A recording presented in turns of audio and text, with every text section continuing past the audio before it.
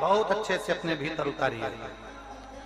आपको लगता है मेरा पति बहुत मेहनत करता है और उसका कोई फल नहीं मिल रहा, बहुत परिस्थिति नीचे जाती जा रही है, खूब डाउन होते जा रहे हैं, हमारे पास में कुछ भी नहीं है, यहाँ तक कि मेरे पास इतना भी नहीं कि मैं सीहोर कुबेरेश्वर धाम भी चले जाऊं और रुद्राक्षोत्सव की कथा सुनकर।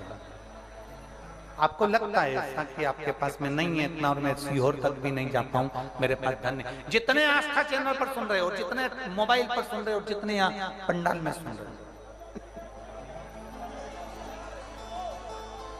आपको लग रहा है मेरा ये काम नहीं हो रहा, मेरे पास में इतना नहीं है, मेरा बहुत व्यापार कर रहे हैं पर आ ही नहीं रहा, धन कहीं से नहीं आ रहा, बहुत टेंशन में जीवन चल रहा है। तब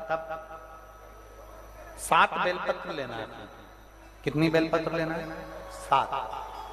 7 बेलपत्र में से सबसे पहली बेलपत्र, घर से जब चलो तो घर के पास में जो घर के अंदर रसोई घर में मटका होता है, क्या बोलते हैं यहाँ पर, हंडा, मटका, गगरा, घड़ा, जिसमें तुम पानी भरते हो, टंकी, बाल्टी, जो भी होता है रसोई घर में जो पानी भरते हो तो पीने के, हंडे में, बॉटल, उसमें टंकी में, जिसमें भी तुम भर के रखते हो, एक बेलपत्र उस हंडे के पास में, मटके के पास में वहां रखना। घर से उसी मटके में से एक पानी लेना है, उसी हंडे में से एक लोटा जल लेना है, उसको लेकर जाना है। एक बेलपत्र वहां रख दी, बची कितनी? 6 बेलपत्र में से चलते चलते एक बेलपत्र पानी लेकर जब जाओ तब एक बेलपत्र बेलपत्री के वृक्ष के नीचे बेलपत्र चढ़ा के उस पर जल चढ़ाना। 6ठी बेलपत्र, जल को पूरा मत चढ़ाना, जल लेकर चढ़ाना।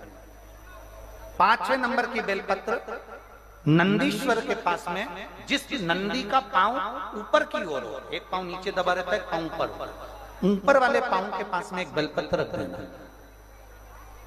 5वें नंबर की बेलपत्र वहां रख दीजिए। 4थे नंबर की बेलपत्र अशोक सुंदरी वाली जगह, हमने कई बार आपको अशोक सुंदरी का स्थान बताया। ये जलाधारी, यहाँ जो बीच में से जल बहता है, बीच में एक मोटी लाइन होती है, अशोक सुंदरी। 4थे नंबर की बेलपत्र यहाँ रख दीजिए, थोड़ा सा जल समर्पित कर दीजिए। 3रे नंबर की बेलपत्र, यहाँ बैठकर जल चढ़ा रहे हो तो यहाँ रखो, यहाँ बैठकर जल चढ़ा रहे हो तो यहाँ रखो, यहाँ बैठकर चढ़ा रहे हो तो यहाँ रखो, मतलब पार्वती जी का जो हस्तकमल है उस पर रखना और उस पर जल चढ़ाना। 3रे नंबर में। 2रे नंबर की बेलपत्र शंकर भगवान का जो शिवलिंग है उसके ऊपर बेलपत्र को रखना है। बेलपत्र की जो डंडी है, आप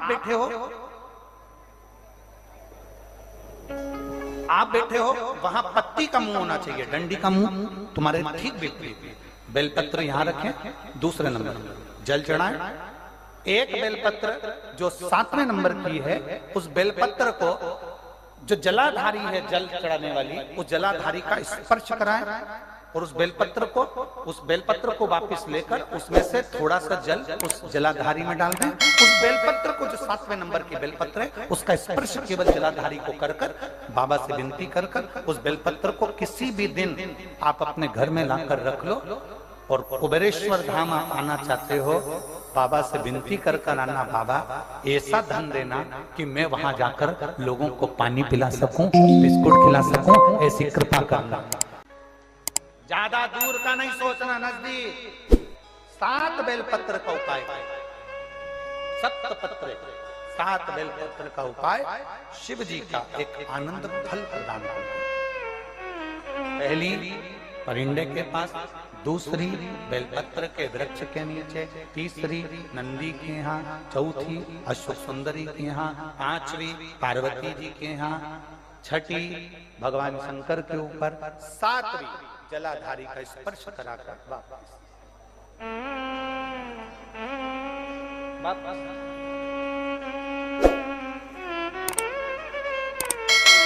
जल कितनी जगह चढ़ेगा?